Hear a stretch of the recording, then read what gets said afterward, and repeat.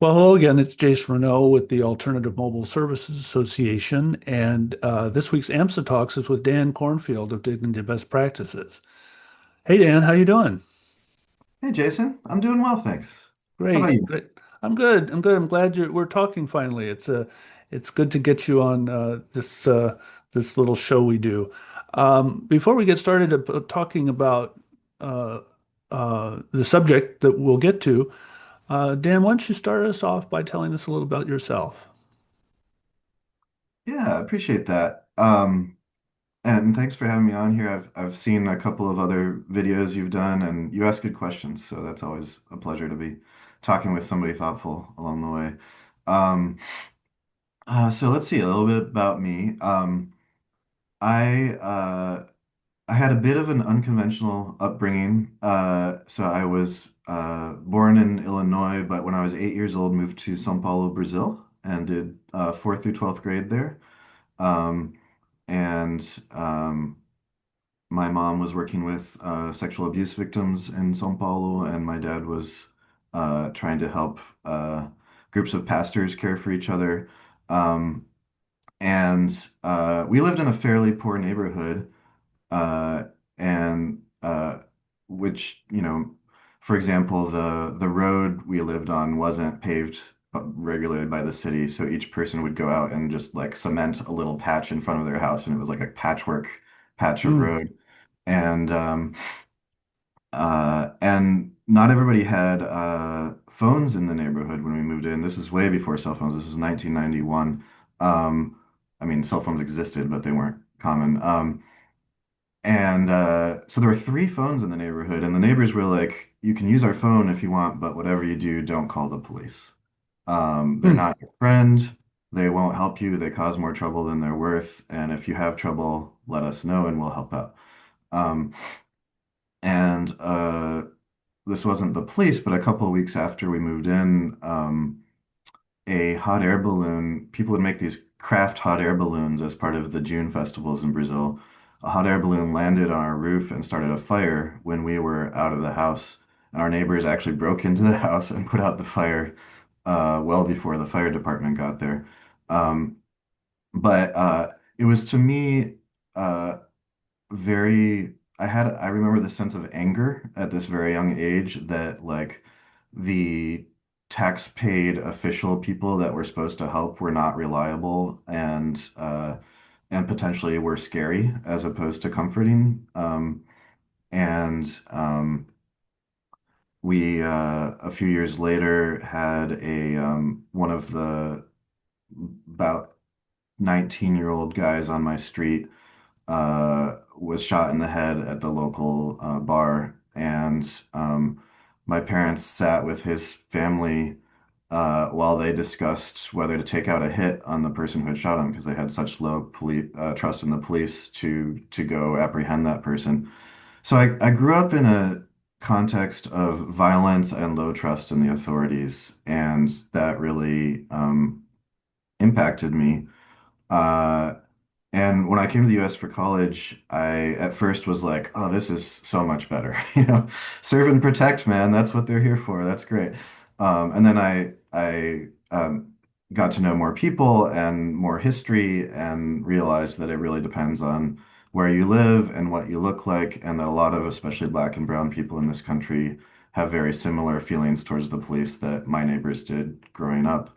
Um, so I come to this work from a police community relationship standpoint initially. That's kind of, and that drives both my interest in saying, can we have alternatives to police response so that people have help that's genuinely helpful and that's not scary as it shows up on their doorstep? But also, I'm still interested and a believer in reforming police culture itself. I don't think policing culture has to be one certain way, and I don't think policing as a function is going away. So I see these as two different branches of how do Hmm. we make policing itself better and how do we create better responses and make those available when police is not the best response that's possible there. So you had these two experiences. One is in skepticism of authority, but also you got to see mutual support in action. Hmm. Absolutely. Yeah. Did you speak Portuguese? I do, yeah. Eu falo português. Maintain any contact in Brazil? Do you go back? Yeah, actually, so I just took my girlfriend there to see where I grew up and proposed to her while I was on that trip. So Uh, my fiance now, which is exciting. And I have a sister who lives there. She married a Brazilian guy, so we were able to visit her and my niece and nephew in São Paulo, which was really fun. Um, and we visited the school I used to go to, the church I used to go to, and actually knocked on the door of the house I used to live in, and they let us in to look around, which was very kind of mm. them, coming back to the warmth of that neighborhood. Um, so yeah, I get back there every now and then, which is And nice. it sounds also like your parents were really in this business as well. They were in public service and community organizing. Yeah, yeah. So they are Christian missionaries, and there's Mm. all sorts of ways that missionaries can be good, bad, great, and ugly. And I think sometimes just that word makes somebody think they're a hero or a villain. But um, but that's been my grandparents were missionaries. So my mom was actually born in Guatemala, and my dad was born in Bolivia. Right after World War II, there was a big wave of American missionaries going out Mhm. to the rest of the world, especially people who had survived the war and thought that God had some purpose for their life and were also not afraid of being abroad because they had Mm. experienced that already. Um, so, there's a lot of things that that world can represent, and I'm not a fan of like the proselytizing, but I am a fan of the intentional engagement with saying, how can we be present to this community in a life-giving way? And my parents were very much about that. Yeah, I'm fascinated. I think there's a book to be written about how um, uh, families have been sort of the legacy of we call it restorative justice now, but Hmm. there's been this theme in families running along sometimes for many generations of building up to this point of whoever the latest generation is. We're not alone in Yeah, this world. We're not unique or new. We're an extension of our families. absolutely. And I think we all carry some burdens from our families, but I think one of the things that's are we doing our part in our phase of the world is are we being a little bit healthier than our parents were in certain ways while keeping the good stuff. And I think my parents were much healthier than their parents were, which I'm very proud of them for. And now maybe you're going to have another generation Yes, that's the hope. Yeah. that will be talking to this person in 30 years and saying, what are you doing? Yeah, I can't wait to find out what they're doing. As with any potential parent, I think I have to relinquish a sense of like specific hopes and let them be their own person. But it'll be exciting to see what adventures they have. Yeah, that's more a conceit on the part of the parent than actually any reality. Well, Dan, this is very helpful in understanding you, and then you've made this thing this with some colleagues, Dignity Best Practices, Mhm. to sort of manifest your, not only who you are but your work. And so, tell us about Dignity Best Practices. Yeah, so as with a lot of things in this movement, Dignity Best Practices was born in late 2020, coming out of the George Floyd protests. And um, I had uh, a couple of other stops along my journey. One is I was a best practices researcher in the private sector for a while, so I helped big Hmm. companies learn from each other by interviewing, writing case studies, and putting on executive conferences to help these companies learn from each other's experiences. And I really didn't care about helping big companies sell more, which was the bottom line of what that was accomplishing, but the methods were interesting of how do we help organizations learn from each other. And so I pivoted to say, how do I help cities learn from each other? And then went to work in city government in DC, where I was living at the time, became the mayor's public safety budget analyst. Hmm. And budget is a great way to learn a city because it's the true policy document of the city. Um, and then I also became a reserve police officer because I wanted to be able to walk in the shoes of the institution I wanted to transform. So I went through the police academy and then did a police shift once a week for a year. Um, so that's some of my background. When George Floyd was murdered, I I felt, as many people did, that um, the energy behind the reaction to that nationally was a moment of unfreezing of people's imagination of how public safety could operate. Um, and I knew that those moments don't last forever. Thinking back to the financial crisis of 2009, um, for a moment, financial system reform was the big thing that everybody cared about. And that's long gone, right? That energy Mm. is just not in the system anymore. So I was like, now's the time. I need to seize this moment and be a part of it. And how can I help people learn from each other nationally faster than formal research? Because like randomized control trials have their strengths and weaknesses, but they take years to come out. And this was a fast-moving space. How do we help each other learn from each other right now? Um, and I want to do that at the intersections of public safety and public health, understanding that like police and firefighters and EMTs are the funded boots on the ground 24/7 for most municipalities, but the problems of the people they're encountering are usually health and human services type problems. There are things related to family disputes and addiction and loneliness and unemployment um, and there's a deep sense of frustration in the public safety folks, and it often becomes jadedness, which is like, I can't actually help the problems that I'm encountering each day, but I have to keep showing up to these problems. And so, how do we build a bridge from public safety to the other kinds of services? And so Sam Bonecki, who was my co-founder, had a background in addiction treatment, and so I brought more of a public safety lens, and she brought more of this human services lens, and we decided together we were going to try to help cities build bridges across those divides. Well, that's great. That's great. And that's such a complicated area to work in, so nuanced. And so Dignity Best Practices is now a nonprofit organization, and you have some staff, and you're Mhm. providing these services to cities. Yeah, we've been going for 5 years now, and we've been fortunate enough to do some really cool work kind of in the nitty-gritty of launching programs or helping them improve, occasionally evaluating them. Um, so in Prince George's County, we helped write the MOU and build the systems for 911 transfers to 988 and to mobile crisis. Um, in Dayton, which we'll probably talk about, we helped them launch their mediation response unit uh, with all the steps of, writing job descriptions, figuring out the budget, figuring out the protocol, the training, and so forth. Um, and Santa Clara, California, we were the evaluator for their Trust Mobile Crisis team for a couple of years. Um, and I could go on, but we've worked in specific places and learned from each of those journeys along the way.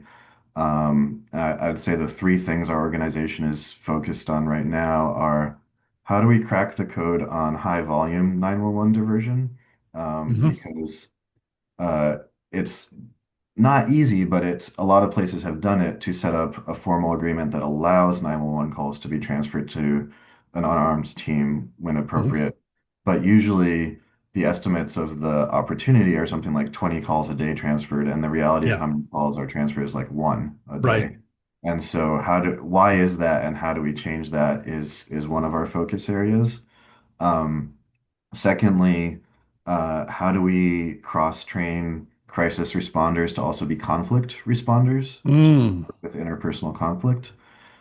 Because those go hand in hand. People don't have a personal crisis in a vacuum that doesn't affect their relationships. Um, and the third is how do we help set standards in this movement so that there's growth with quality and with the kind of values that we want. Just because somebody doesn't carry a gun or a badge doesn't mean that they don't carry human bias or potentially coercive institutions behind them. And so we want to make sure that uh, as behavioral health field care becomes more widely available, that it's not the involuntary commitment van, that's not what it's primarily about, that it's primarily about helping people in the moment stabilize in place, connect to their family and friends that will help them stabilize further. So those are the three things we're up to right now. Oh, that's great. Let me dive into Dayton, Hmm. Ohio. Yeah. And I remember talking to staff there a couple of 3 years ago, and I said, "What was?" Because I come from the mental health and crisis background, and so I'm saying, "What are you talking about? Mediation?" And they say, "Well, the example is the rooster. The rooster shows up, and the cops say, well, we." What are we going to do with this? There's no crime here. Well, there might be, but it's not our business. This is not right for us. We have better things to do. But the mediation team goes out and says, no, you can't have a rooster in the neighborhood. And then they help rehome the rooster and explain things and sort out the conflict. And you don't escalate. I said, this is marvelous. This is marvelous. What a great idea. Why don't we have this in every town? Because we have rooster, or equivalent problem, the basketball hoop or the loud lawnmower or whatever it is. Yeah. We've got these going on all the time, and it just doesn't need police work. Police are a rare resource. So tell us about the Dayton mediation unit. Yeah. Yeah. So, you're absolutely right. I think it's an exciting space. A lot of people are surprised also to hear how many 911 calls are about what we would generally consider low-level concerns of friction between people. My neighbor's trash can is touching my truck. Um, the kids are being really loud. Somebody's dog won't stop barking. My baby's trying to sleep. And for the people who are calling, these are frustrations that have often built over time and are meaningful in their lives, and they just don't know what else to do. And we've actually trained them as a society to call 911, and 911 says, well, it's not a medical issue. It's not a fire. I guess it's police, you know? Yeah, But we had this opportunity through some great community vision in Dayton. Again, coming out of the George Floyd protests, they had a community, public safety reform commission that was put together with many community members to make recommendations to the city. And they said, we want an alternative response to police for conflict calls, for neighbor disputes, family disputes that are not assaults in progress. So nobody's hitting each other, but they are yelling at each other. And we find that the police don't really help that much in those hmm circumstances. If they show up, everybody maybe calms down for a moment, and the police say there's no crime here, and they have to leave to something else. And what would really help is somebody talk to us and helped us like process the situation and maybe make it better. Um, and in Dayton, they had a great resource, have a great resource, the Dayton Community Mediation Center, right. Already um, existing. Yeah. which already had a relationship with the police as well. So they got last week's neighbor dispute calls as a list to call through and to ask, would you like any support from our side? Hmm. So that was a really good head So they start. were reaching out. They weren't responding to calls, but they were following up. Hmm. Okay. And they said we would be willing to experiment with putting two people in a car and sending them out to the actual 911 call instead of the police. Um, and they built that program. The city invested in it. They trained it, and it's been working really well for 3.5 years now. It launched in May of 2022, and last year they took, I think, almost 3,000 calls, and so um, it's almost a call an hour when their shift is on.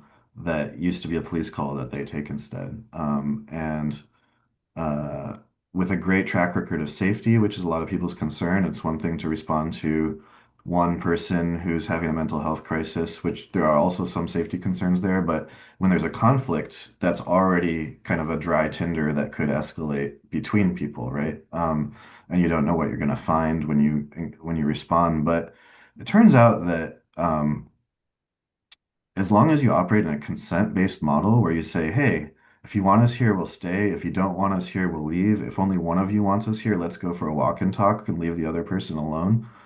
That keeps people safe. That keeps the responders safe because nobody's being backed into a corner. And the time when people are likely to react impulsively and often violently, unfortunately, is when they feel backed into a corner. And these teams just don't do that.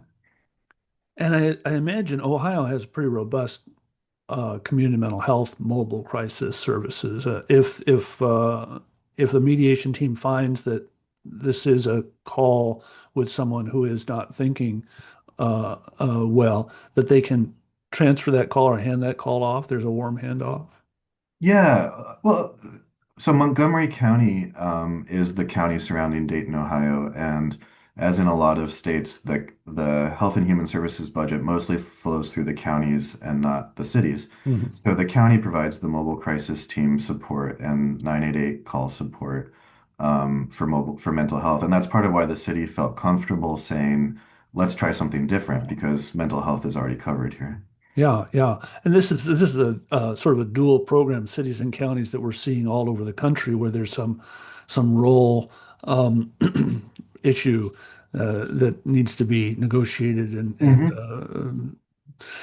but this is a so you've been advising Dayton and helping them develop their program and how what's the size of the program now? You said 3,000 calls a month. That's comparative with a lot of community responder programs. Yeah. So just to be clear, we had a close working relationship with them from 2021 to 2023. Hmm. And then we ended our support for them formally, Mhm. and we've been in touch informally since then. But I'm not currently their partner. Okay. So let's talk about the mediation model then. Mhm. You have announced this grant Mhm. that you're helping cities to learn more about mediation. Tell us about that. Yeah. Um, So the American Arbitration Association sees a lot of promise in this after this Hmm. 3-year track record. And in fact, after the 2-year track record, they gave us a grant to build a toolkit, which we have on our website. We'll include a link with this material. That's basically the year of technical assistance that we gave to Dayton to help them launch their program put into writing. So it's tips and tricks and templates and timelines and examples for community engagement, budget work, CAD call analysis for the 911 side, um, job descriptions, training outline, all of that stuff. Because we're we really want more places to be able to do this than can necessarily afford to bring a consultant in Hmm. and pay for that kind of support. So we wanted to create a do-it-yourself pathway for cities and counties. I think now that we're in a very different budgetary environment for cities, that's probably more important than it has been. 3 years ago with ARPA funds kind of creating a lot of flexibility for creativity. We're in the opposite of that space now, right? It's not going to get better anytime soon. Yeah, patching holds in Medicaid and so forth. Um, so we have to think about what are elegant interventions that can be high impact but low resource intensivity for places. And so this toolkit is meant as a movement in that direction. But then the foundation, the American Arbitration Foundation, said we really want to make sure we get two more proofs of concepts. Dayton is great, but people can say, well, that they had their specifics there, and this won't work everywhere. So 2 years from now, we want to see two more, and we'll fund you to provide that kind of close technical assistance to two more places, but we don't know where those places are going to be. So you're going to have to recruit cities that or counties that are ready to go, that really want to do this work, and they won't have to pay for your consulting services, but they will have to pay for the program itself, which a lot of Mhm. places are not Sure. ready to do. So for the last 6 months, Maddie Tyner on my team has been putting out the word about this competitive application process for cities that are interested in saying we want to go next. We want to add mediation as a field capability.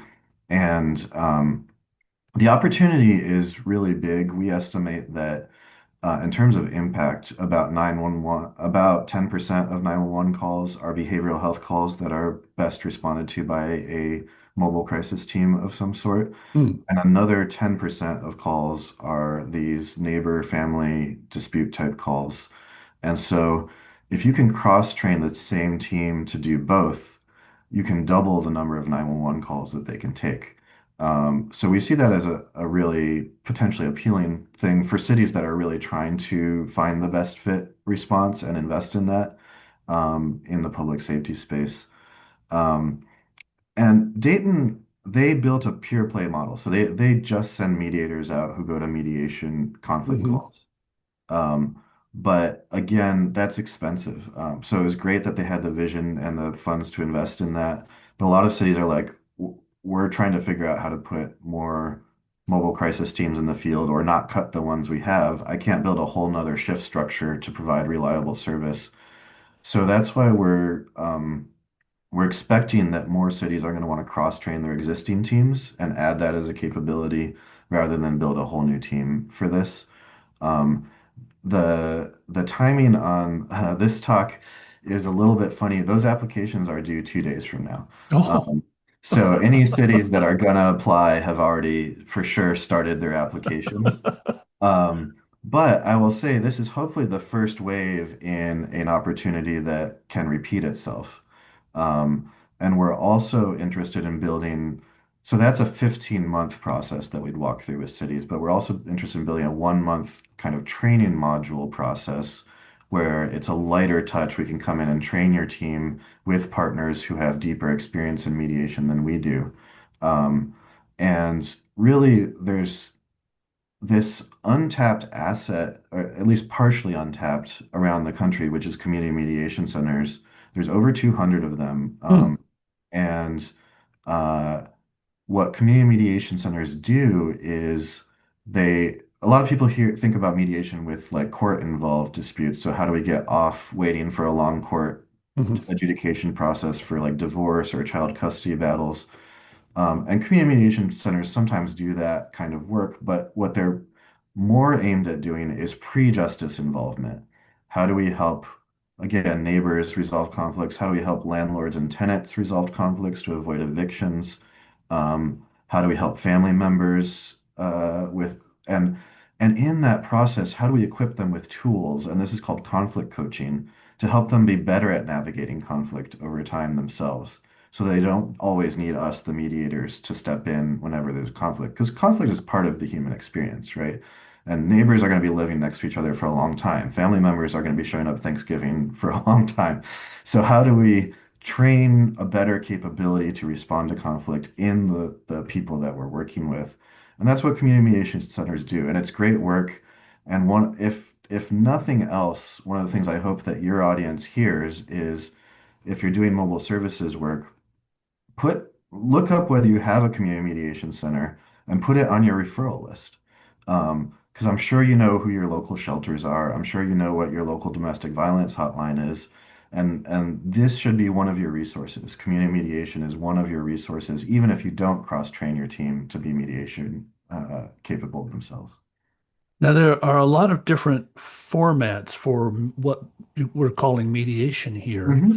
Hmm. Is there a particular format that you're using?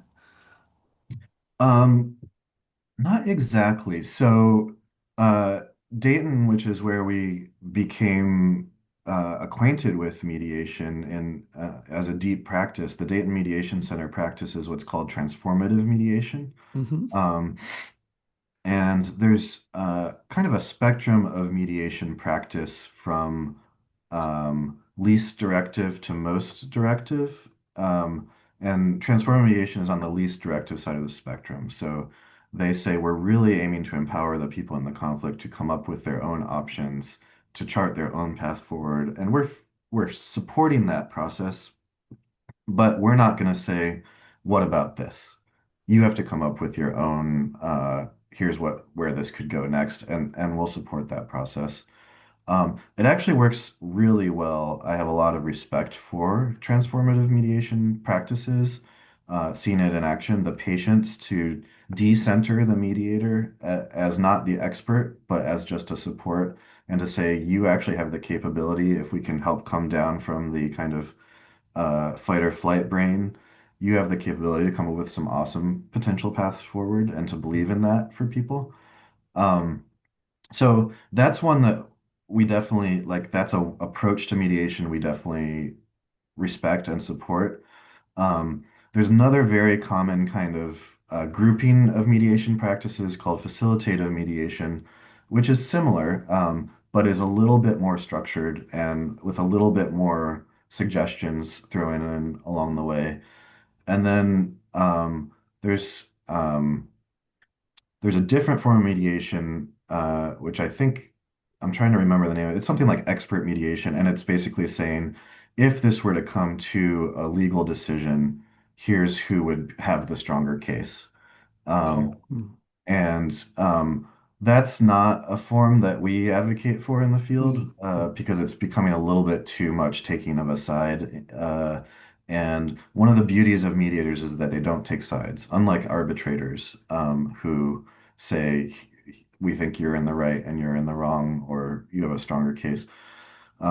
So there's a lot of different angles of practice of mediation.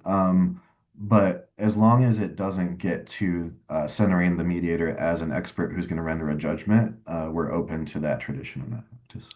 So when I first heard about this practice, that what Dayton was doing and what others were thinking about, I just said this is certainly gonna catch fire. This is a great Mm. idea. It makes so much sense. Just Hmm. fills a niche that's been unmet for a long time. Why do you think that it hasn't? Dayton is really the only one that's up and running with a full-fledged program at this point, all of its own. You Yeah. mentioned that it's expensive, but what are the other barriers? Yeah. I think that uh, I think to some extent it's just a new idea. So Mm, ideas take time to kind of, go up the curve of awareness, and this might be a good idea, and maybe we should think about it here and that kind of thing. Um, and a lot of places are still wrestling with the new idea of saying, let's send mental health calls to an unarmed responder, hmm saying, let's send calls where people are angry at each other to an unarmed responder makes people more nervous than that. mm, So it's building trust, building confidence with the traditional responders, the 911 call takers, police, and EMS, that this can be a safe practice and a reliable practice.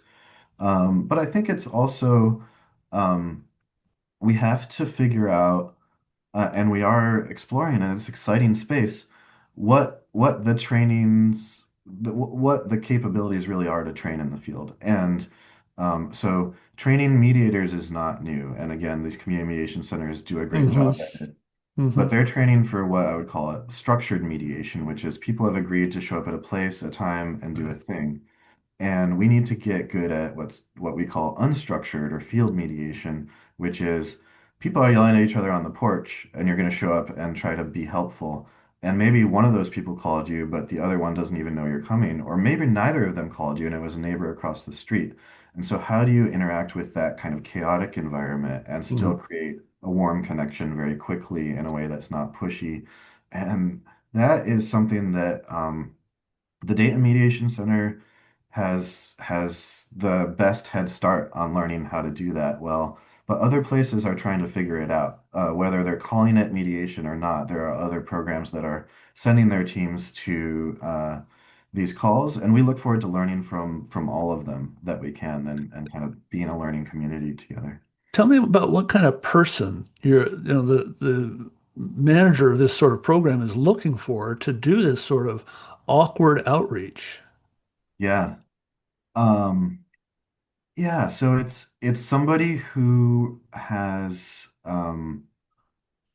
a lot of the characteristics we're looking for are what make for good mobile responders anyways, right? So, somebody who's a good listener, somebody who's comfortable with uncertainty and a certain amount of chaos and discomfort. Um, in this case, even more so in some ways, somebody who's going to be mostly in control of their own emotions.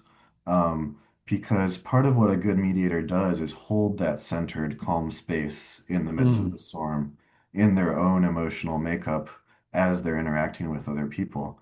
Um, and if they get swept into like, oh my gosh, I can't believe she just said that to him, or like, I'm feeling scared right now, or um, and this is kind of unavoidable, is sometimes there will be triggers for their own emotional background, right? And that's part of why it's great for these teams to go in pairs and to be able to trade off, right? So like maybe somebody realizes that there's potentially a child abuse situation going on here and they suffered abuse as a child. yeah, Um, they probably need to take a step back and let their partner who didn't have that experience try to interact with the scene because otherwise they're going to go up here and then their ability to hold that centered space is challenging. Um, so uh, it can, it can be people who have done other kinds of field work, but there's always something to unlearn from your background as well. So we've had people that have worked in like a sheriff's office, for example, or worked in juvenile corrections, and they have the advantages of having interacted with chaotic situations and trying to really be caring.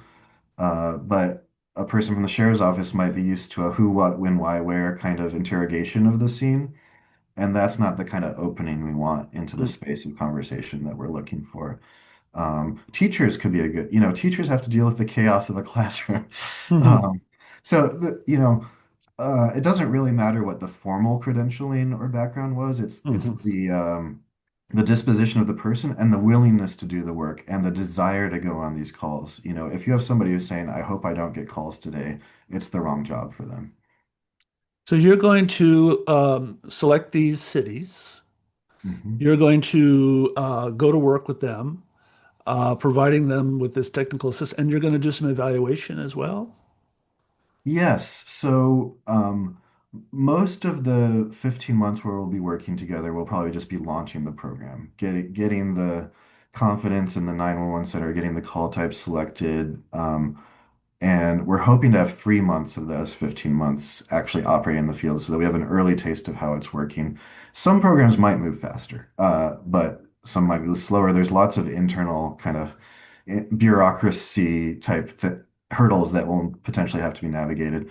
Um, but uh, we are going to do an internal evaluation as well as hire an external evaluator. Um, that a lot of that will be process driven. Did we take the steps that we said we were going to do towards launch? And I think uh, once launched, it's are they doing the activities that they said they were doing for about a year? And then we can bring in an evaluator to say, is it actually achieving the results that we hoped for? And we hope that the cities we work with will be open to that kind of evaluation. That's not a part of the kind of causal outcome evaluation is not part of our 15 months. But just evaluating, did it set up and do the activities that it said it was going to do is as far as we'll probably get. That's great. And then be able to share that information with others. We'd be sure glad to hear about that. Absolutely. Well, then I hope we'll be able to talk to you again in a year or 15 months and learn the results of this effort. No, that'd be really exciting. And I'll also say in January, we're going to start a quarterly Zoom gathering for anybody Mm, who's interested in this space.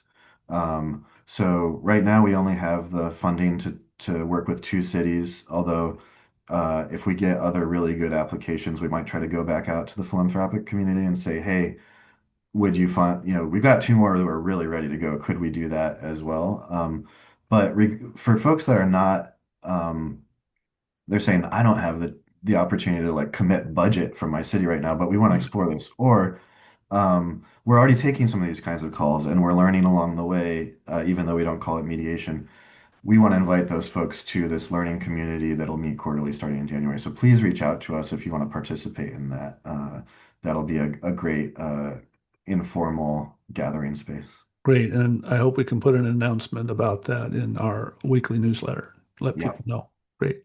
Well, thanks so much for talking to me, Dan. Hey, it's been a pleasure, Jason. Thanks for your questions and be happy to come again. Okay, take care. Take care.